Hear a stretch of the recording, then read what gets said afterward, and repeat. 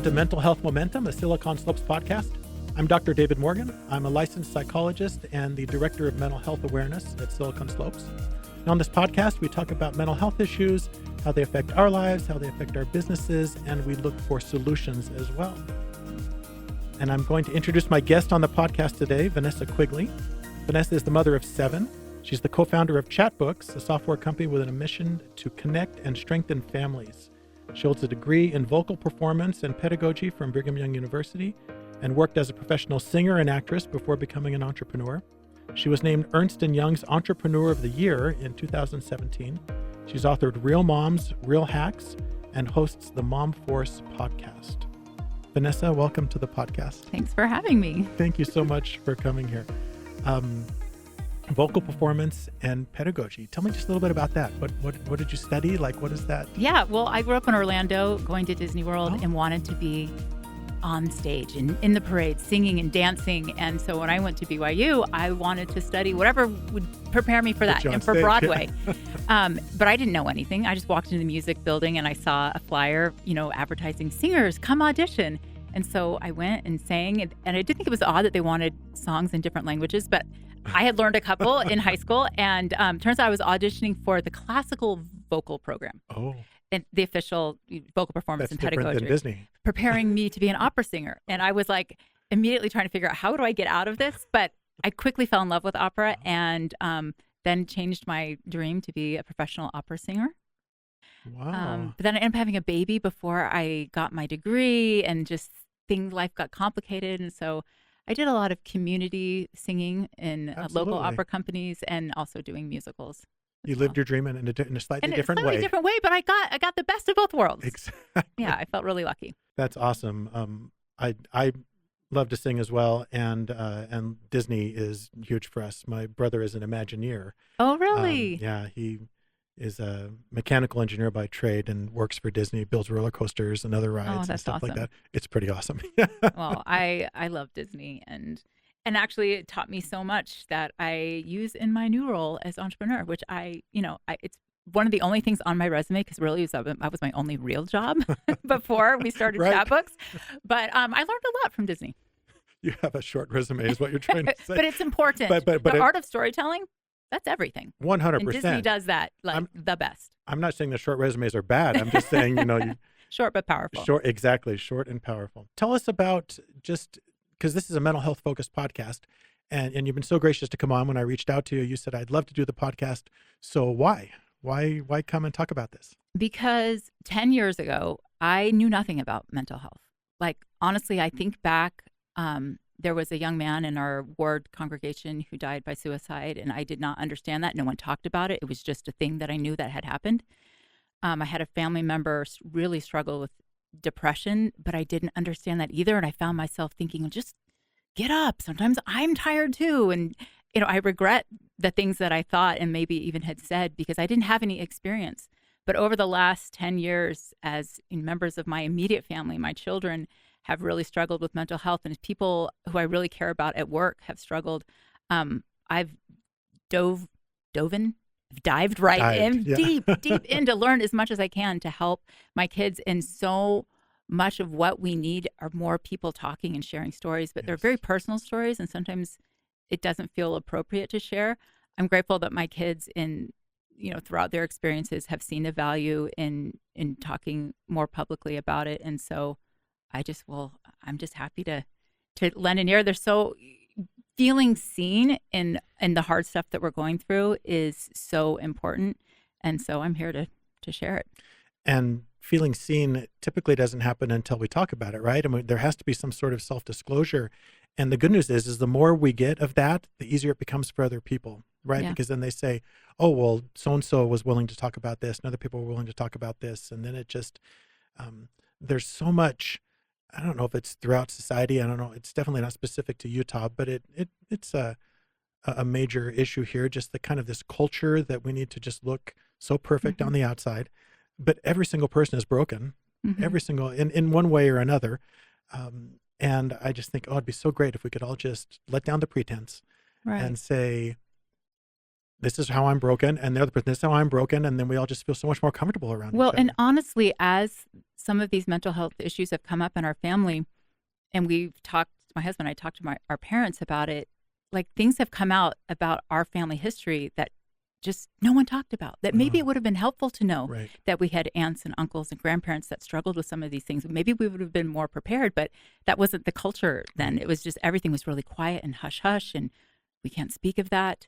But that doesn't help anyone. Tell us about Chatbooks. There's probably maybe 6 people out there who haven't heard. So for their benefit, help them understand what is Chatbooks, where'd you get the idea, and what kind of, what's it been like to run a company? Well, Chatbooks is a company my husband and I started 10 years ago after I had a moment with my youngest son, who is now 16. But when he was 5, he was getting ready to go to kindergarten and he was so excited. But one night he just burst into tears and he told me he never wanted to grow up. And I thought that was adorable until I saw that he was clutching a photo book to his chest, a little photo book his preschool teacher had made for him for preschool graduation with photos of field trips and parties and stuff. And I realized that, like, oh, wow, the only thing he has to show for his life, these 5 years of his life so far, are these like 5 snapshots. Like, that's really sad because I used to be a diehard scrapbooker. Documenting our family story was really important to me. When I had one child. What was the big scrapbook thing back in the day? What was it called? Creative Memories. Did you do that? Oh, yeah. Yeah, totally. I did all the things. In fact, I even toyed with the idea of opening my own scrapbooking supply shop. And I am not a true entrepreneur. I'm just confessing that. But we were moving from Utah to California, and I did not know, what am I going to do without access to my scrapbooking supplies? I'm going to have to open a shop. But yeah, storytelling and capturing our family story is super important to me, but I wasn't scrapbooking anymore. I had this idea that maybe I could just make photo books automatically with the photos on my phone. Actually, Instagram was a way that a lot of people were sharing stories. Yeah. And so we started with basically just an API to print your Instagram. And that's how Chatbooks got started. Instagram's changed a lot. People use Instagram in very different ways now. Right. Most of the photos that we really want to cherish and hold on to are on our phones. So with the software that we built and AI and different tools, we make photo books automatic for our customers to help connect and strengthen families. Totally. I love that idea of connecting and strengthening families. That's the motto of your company almost, right? Or Yeah, no, it is. It's painted on the wall in our office. It is literally the why of everything we do. And we actually have another app. It's called Hey Fam. It's a family messaging app. As our kids got older and I realized, I can't just like holler up the stairs to ask them a question. Like some of them don't even live in the state anymore. But they don't always answer my texts because texts get lost, in the noise of daily life. So we created a messaging app that allows us to have all kinds of conversations, topic-based. It's a really excellent way to share photos, and then those photos can easily go in your chat books. Nice. So together, those two apps make an awesome family memory system. So what's the age range of your kids? Oldest is 28 and the youngest is 16. And I have 2 grandchildren. I was just going to ask if you're a grandma. Grandchildren. Isn't that the best? Oh my gosh. I had no idea that this was my calling in life. I'm going to be a much better grandmother, I think. Totally. Yeah, you get to try all over again. Well, and you also get to take your hands off and just be like, well, I don't have to solve this problem. Exactly. I'm just here for the kisses. Exactly. I love it. Just wrestle around with them, play, and then go from there. And you're a podcaster as well, the Mom Force podcast. So why did you start that? What was how long you've been doing it, and what was the driving force behind that? Well, 5 seasons. Okay. That's like a year then? Is the season a year? About? Yeah, Okay. yeah. Okay. So it's been a while. And I will tell you, the reason we started the podcast is because Gavin Christensen looked across the boardroom table and said, you need to start a podcast. We were having a conversation about community and that X factor in your valuation that community has, especially with other direct-to-consumer businesses, and brainstorming, like, what are some ways that Chatbooks can grow their community?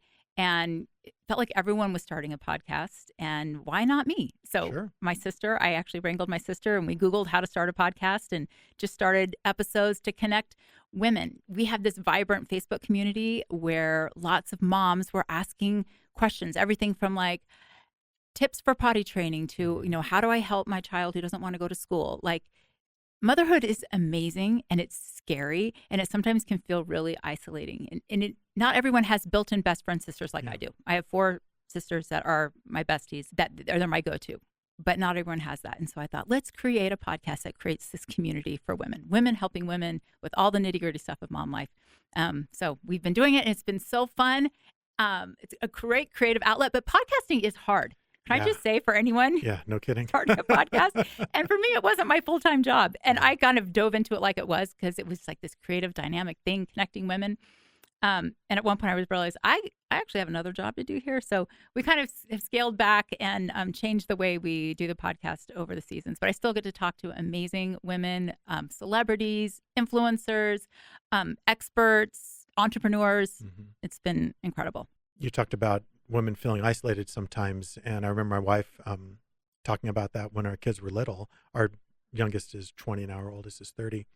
But, because I'd be at work all day and she'd be at home with the kids and there was nothing to connect. That was back before cell phones, and so there wasn't even, Oh, that's how I raised my kids. Yeah, too. exactly. I know. Not texting her mom or anything like that. And so, I love that. I mean, I know that social media gets a bad rap, and it should probably for some reasons, but we're more connected now than we ever were and have the potential for more connection than we ever have.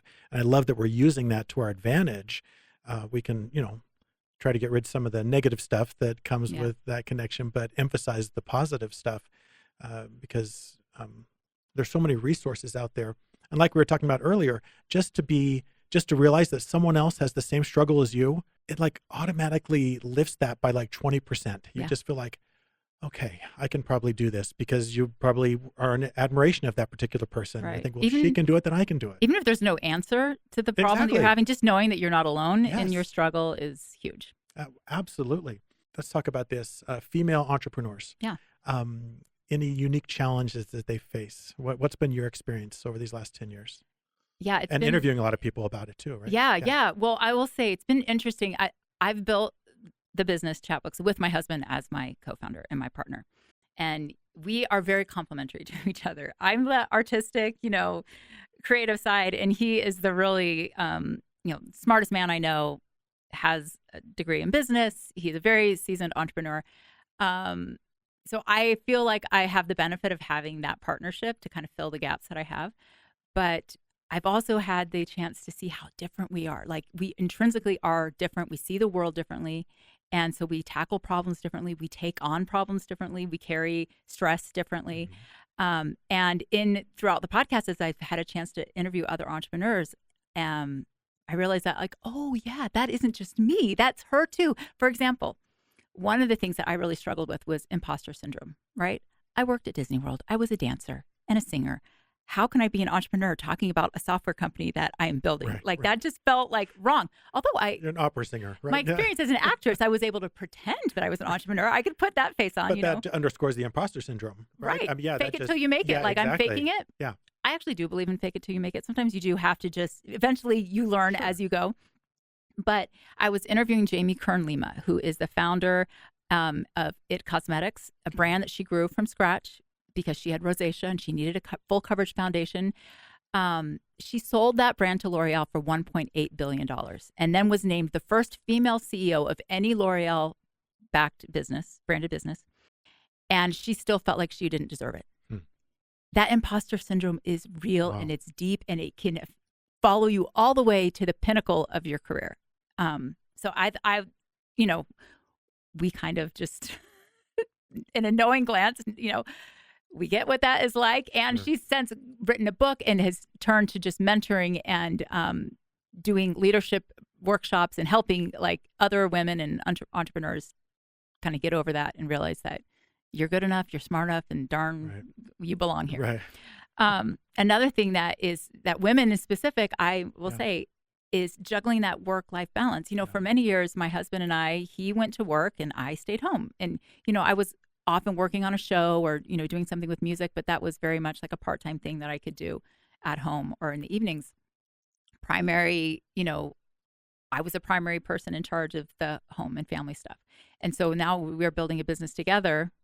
And it's like, oh, we're both really excited about what we're doing at work. And we both want to be at work all day long. But then the school calls me.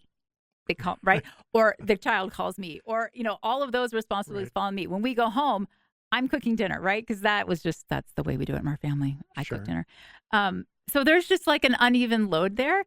And hearing someone like Shay McGee, for example, I don't know if you're familiar with Studio McGee. She's a very successful designer. They have a design firm, products, McGee and Co.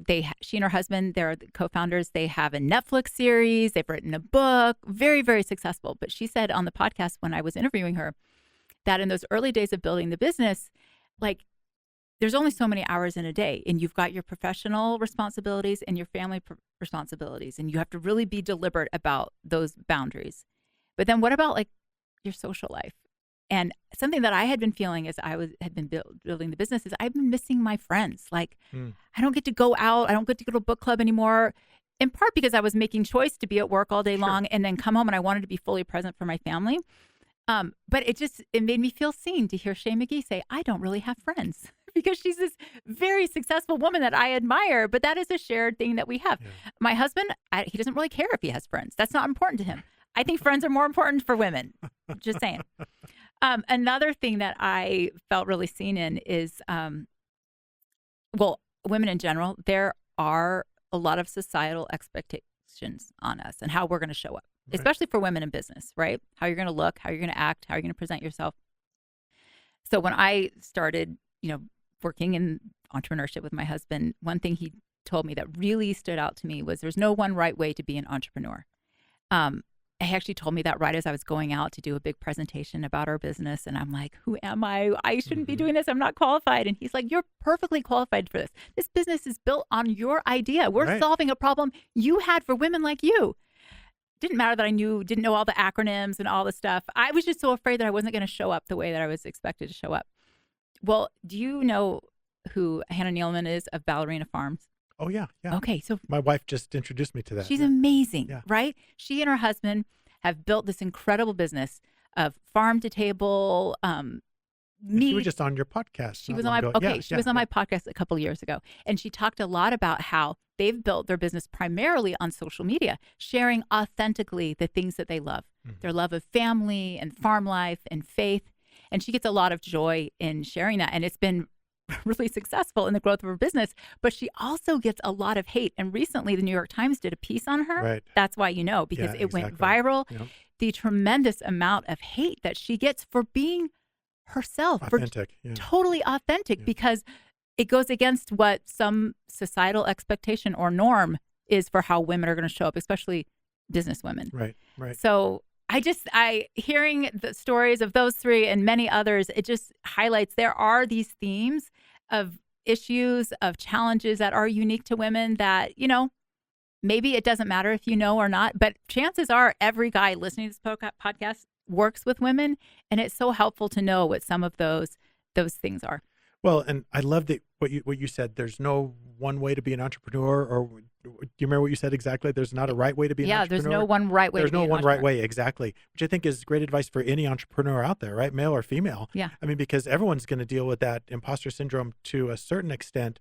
I think that there is a greater burden on women because of all those expectations that, whatever, for millennia or who knows, how long have just been over time. You see in the Barbie movie, hopefully. Mm-hmm. Yeah. That amazing soliloquy there towards the, isn't that the best? Yeah. What's America? That's the actress's name, America right? Ferrara. America Ferrara, yeah.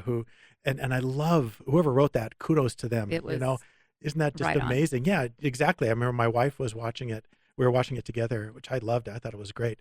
But I remember listening to that and just thinking, man, that is just, it's be this, but not this, do this, but not this. And all these opposites, right? Being pulled in two different directions.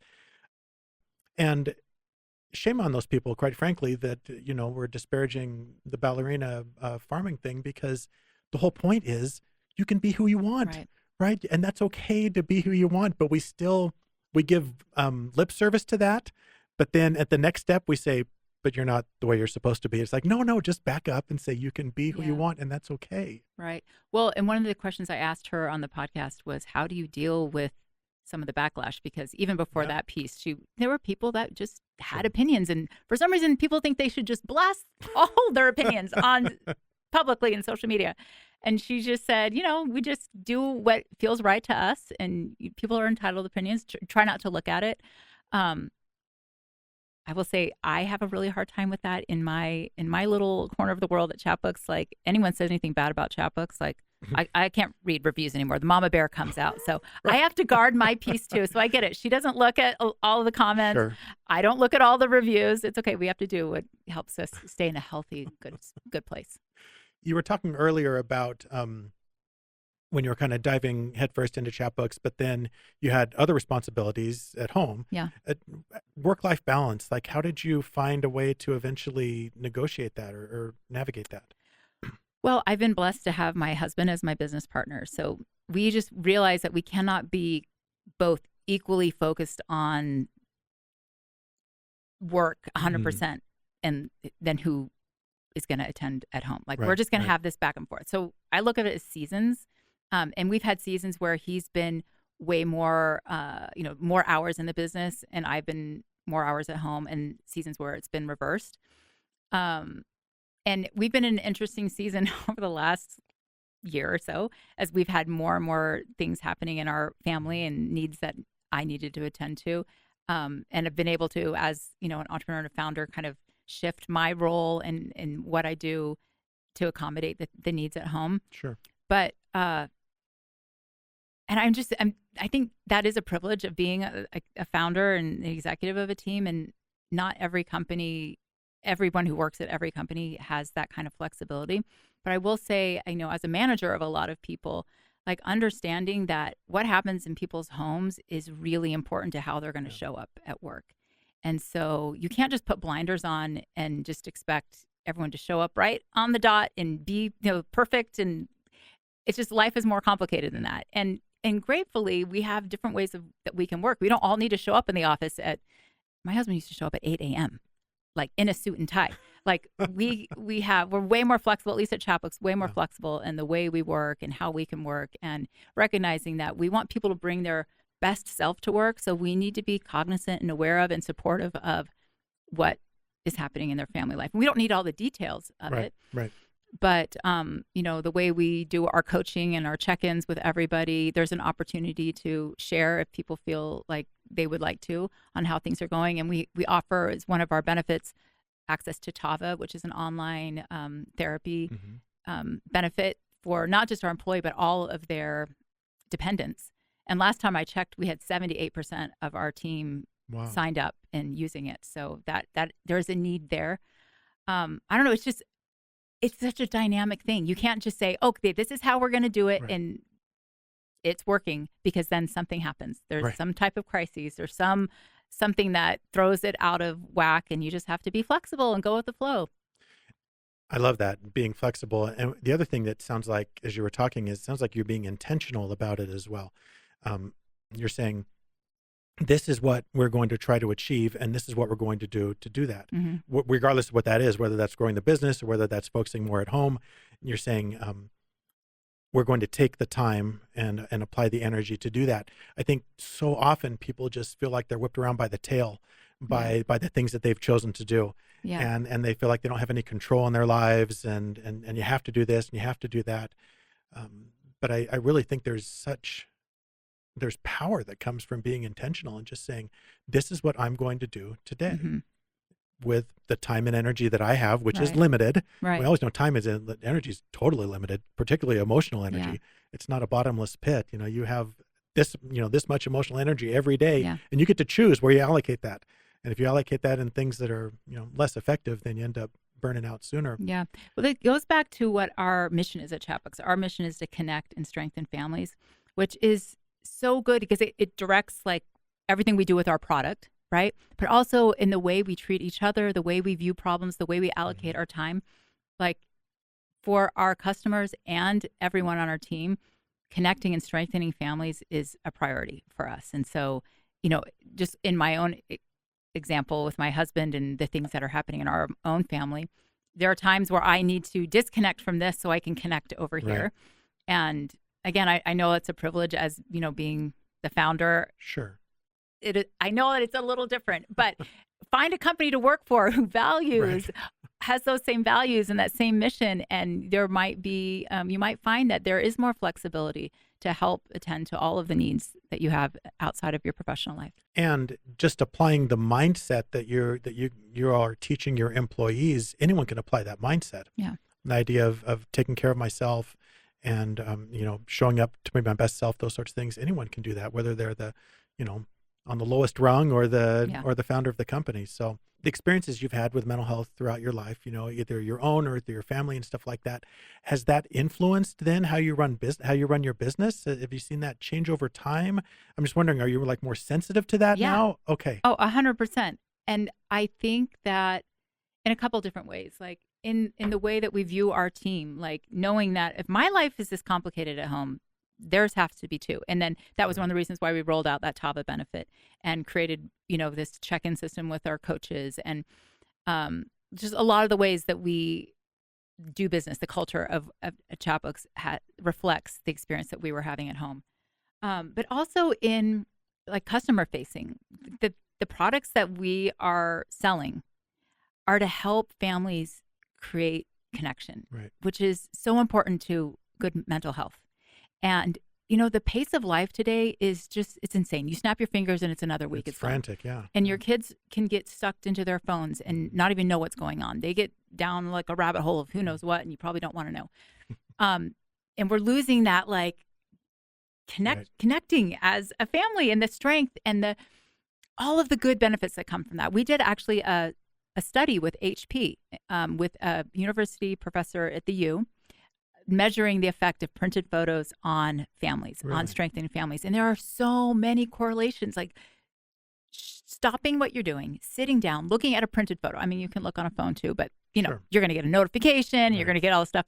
Looking at a printed photo and reminiscing, talking about like what was happening in that photo and how did you feel before and how did you feel after, and then flipping the page and the next story and learning about who you are and where you came from and what's important to you. Like those are important things for each one of us, for our soul, and there are like so many other benefits that are correlated to that, like higher self-esteem, less anxiety, better learning processing. Yeah. Parents feel like they're doing a better job when they have moments like that. So I feel really good about all of the energy and effort that goes into building a business, that we're not just stocking Coca-Cola on shelves in supermarkets like my husband's old business. This actually feels like it's making the world a better place. Although some people will say that Coca-Cola makes the world a better place. But yeah, I feel really good about the where we're putting our attention and energy, and hopefully, it's making a difference. Sounds like it is already. I mean, I think that's amazing. So Vanessa, thank you so much for coming and sharing. What an amazing story, an amazing thing you're doing at Chatbooks. Strengthening and connecting. Did I get it right? Connecting and strengthening families. Connecting and strengthening families. Exactly. Perfect. I'll go pin it on my wall at my house. So again, thank you very much. All right. Thank you. And thanks everyone for listening today. Please tune in for future podcasts. Remember that change starts with you, and together we can work together to increase our mental health momentum.